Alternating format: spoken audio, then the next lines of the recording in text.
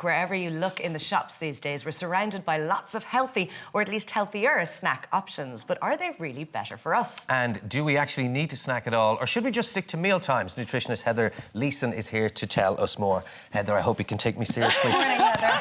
We're not taking it seriously, it's fine. But snacking, we all like to do it. It's an enjoyable thing. Sure The is. question is how we do it and whether it's good or bad. We sure do like it, because 70% of us have a snack every day. And whether we need it or not, it depends. It depends on your age, your activity levels, what you're actually eating. So if you have a normal sized meal, your body will have processed that in about, say, 4 hours. Your blood sugar will start to dip and you'll start to run out of steam. So that is when, for example, in an office scenario, you might see it in the afternoon. People are running out of steam. You start to maybe lose concentration, get tired, maybe a bit cranky, you know, this hangry expression. And that just means you've run out of fuel. So in that situation, having a small snack to get you through to dinner is probably a good thing. You're refueling. The other thing with going for a long time without eating is that hunger takes over. You get really hungry and then you're going to grab whatever's there and maybe not make the best choice. Just think, you know, I saw someone in clinic last week, lunch at 12 o'clock, got home at 7 to make the dinner, wasn't going to be eating till 8. So she was grabbing a chocolate bar on the way home and then picking while eating the dinner. So if you want to avoid that, have a small snack in the afternoon. So it can be useful if you've got long gaps between your meals. Well, we'll have a look at our top snacking tips in a couple of minutes. But first of all, what would you constitute as a snack? I know there's healthy snacks and unhealthy, but what is a snack? It's a small piece of food to keep you going to longer. So it's not a treat. That's where a lot of us go. You're smiling. That's where a lot of us go wrong. Good point. Hey, it's my birthday. I'm allowed treats. Yes. I know you'll think I'm the Grinch, and today you're off the hook. Thank you. But a treat is something that you have occasionally and you really enjoy it. A snack is something that you have on a daily basis, maybe, to keep you going till your next Between those meal. big meals. Exactly, but the problem is, like from the research with Board Bia, that our favourite snacks are, no surprise, chocolate, crisps, biscuits. Even though we're asking for healthier options, fruit is still way So down the lines are list. blurred in terms of snacking. Really? When we go to a garage, and as you say, maybe we're eating on the run, we're in the middle of collecting the kids, we're running from work to something else, we might pick up one of the healthier snack options we deem to be healthier. I won't go for the chocolate, but I'll pick up this healthy brunch bar, breakfast bar, whatever it might be.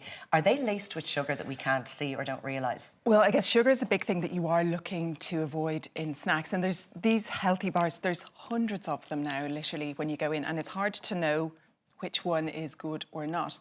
So if you look at the breakfast bars first, they are marketed as a healthy option. Often they're not. So they're highly processed and they often have a lot of sugar, much more than the cereal that, say, they're trying to replace. So I would say they're not a great choice. You're looking a bit sad.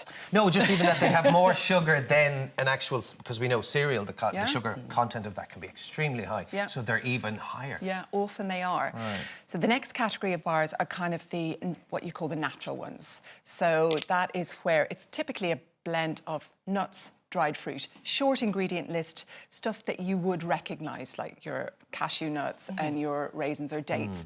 So from that perspective, they're good. But dried fruit is very high in sugar. So often those bars are 30, 40, even 50% sugar. So sure, it's a better option than grabbing a chocolate bar, but it's not really the healthiest choice that you can make. It's still a bit of a treat. You wouldn't want to be doing it on a daily basis. Okay, and we see a few examples here at the moment. What amazes me is that in the gym, they will sell the healthy snack options. So you think, well, look, I'm in the safe space where I'm definitely going to be healthy here, and we'll grab one of those. And Not necessarily true, I would think, just because it's sold in the gym. I mean, you have a collection there. Exactly, that's kind of more marketing, and that's the functional bar. So that's the third kind of bar where you're trying to hit a high protein claim or a low sugar claim, or maybe high fiber, whatever it is. So the ingredients have been manipulated to hit those nutrition sweet spots. And that means lots and lots of heavily processed ingredients that you would never have heard of. So a lot of these types of bars are going to have things like glycerin in them, which is a sugar alcohol to hold in moisturizer. You also find it in moisturizers and laxatives. You're going to have things like collagen hydrolysate, which is a little bit like gelatin. So it's made from the same things as gelatin, which is bits of pigs and cows that we don't want to eat. And that's to give the chewy texture. And you're going to have starches like polydextrose, loads of fillers in there to hit nutrition sweet spots and make it palatable. Okay. And sugars, sugar alcohols, sugar substitutes. So, you know, And it it is goes a little on bit of and a on and minefield. And a on. lot of Right. these will have 30, 40 ingredients, and none of which you'd ever heard of. So Okay. not a great... Look, they're fine if it's once a week on your way to the gym, not as a regular You option. do have snack tips for us, obviously. It's not all bad. It's not all bad. We can reach for healthy snacks and feel fulfilled. And I suppose that's the aim of a snack, isn't it? To get you through to the next mealtime. Yeah. So one of the key things for snacks is to include protein, because protein superpower is that it keeps us fuller for longer. That's why a lot of those bars are full of have protein claims. So something like not just an apple, but an apple and a few nuts. Not just rice cakes, but rice cakes with a little bit of nut butter or hummus. And you can bring those along. I think one of the tricks is be prepared, bring it in with you, rather than having to buy it. And of course, it should be small. It's not to fill us up. It should be small. So when we say an apple and a few nuts, I don't mean 2 packets of nuts. And if you've got the And packet... not the salted ones either. Yeah, not the dry roasted salted. You want to measure yourself out a portion. Something like these Tupperware containers are great. And that's a very, very generous portion. So you literally have a handful. Palmful. A handful is like that, Okay. palmful.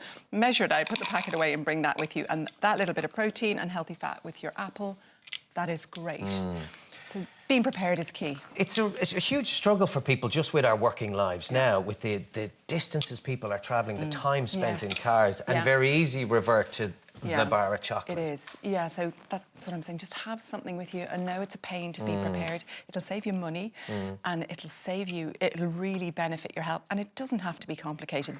Something like a natural yogurt with a bit of fruit. Pick up a packet of sugar snap peas and hummus in the supermarket, or even in the petrol station, the garage. And that's your snack ready to go.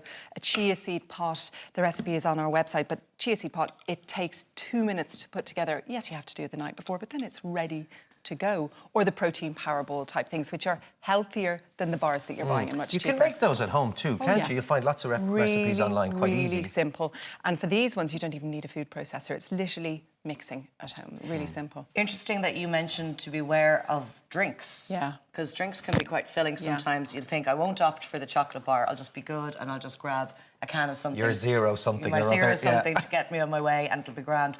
But you're saying not a good idea. I'm not a big fan of any soft drinks. The diet ones all have artificial sweeteners in them, and we know that A, it doesn't really help with weight loss. That's what the research is showing. And B, that they affect our gut bacteria. So they're not a great option. But even something like a coffee, a cafe latte with full-fat milk might have 250 calories. That's a snack, but you're not eating. So you're going to... And, you know, some people will say, oh, you need something to go with your coffee. You might be doubling up your calories, so you're getting too many calories with your snack. So it's just being sensible, trying to use a snack as an opportunity to get a bit more real food in that's going to bring something to the picture, rather than grabbing something because you're hungry where you might not make the best choice. Okay. Preparation's key, isn't it? Yeah. And so opt for the oat cakes over the sugary bars if you afraid can. so. All right. Good tips, Afraid good tips, so. Heather. Tthank you very much. Pleasure. Thanks, Heather. Thanks for joining us today.